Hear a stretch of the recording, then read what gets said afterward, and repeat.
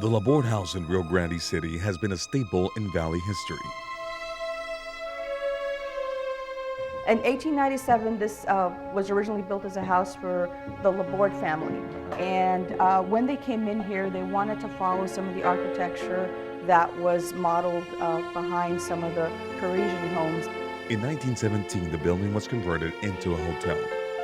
Henry Portscheller was a very, very instrumental architect in this region at that time. And so many of the buildings are similar in nature because he used a lot of the similar architecture. And so if you go to a bed and breakfast or a hotel in the French Quarter in Louisiana, then you'll notice that this is actually very similar to them because they have a very similar type of architecture that they use, and they visit us for different reasons. You know, some people are really interested in the history, while others come in here because they've either heard there's presence, there's sightings, and there's anything related to the supernatural. The level of activity has been such that even the popular sci-fi show Ghost Hunters came knocking to the Borde door. They did tell us there is definitely a presence, there's something there, but you're not haunted. And our stories deal with hauntings. To that point, I really never knew there was a difference.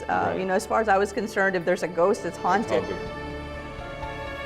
Staying here can be unique and unsettling.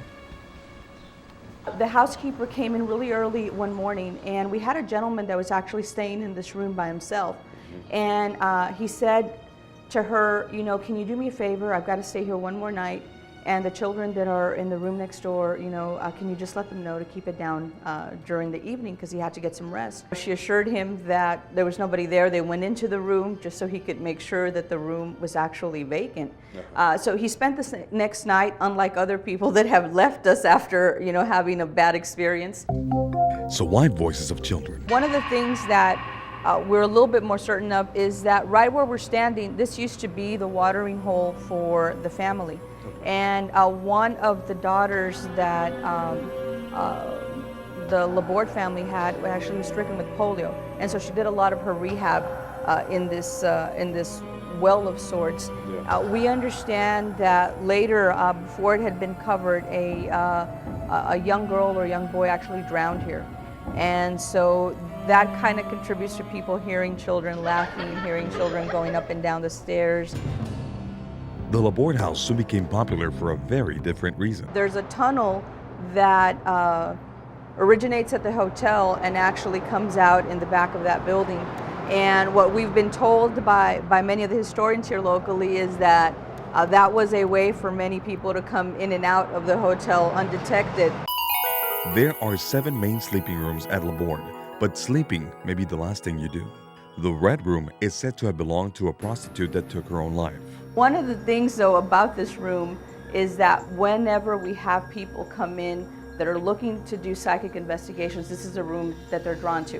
Okay. But they almost never find anything in this room. Really? Yeah, and it's amazing because the people that stay here as guests, you know, this is a room that really frightens them, you know, and I guess it might be the color, it might be the style of the bed, but they really find some strange occurrences, you know, with the faucets going on at night, the TVs turning on and off.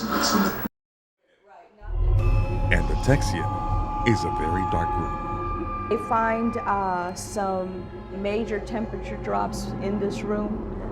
They've registered some noises that are unexplained. I think one of the ladies that actually came in was actually jolted in her stomach and knocked over. When any of these investigators come in, this is a room where they're drawn to because they seem to find a lot of activity.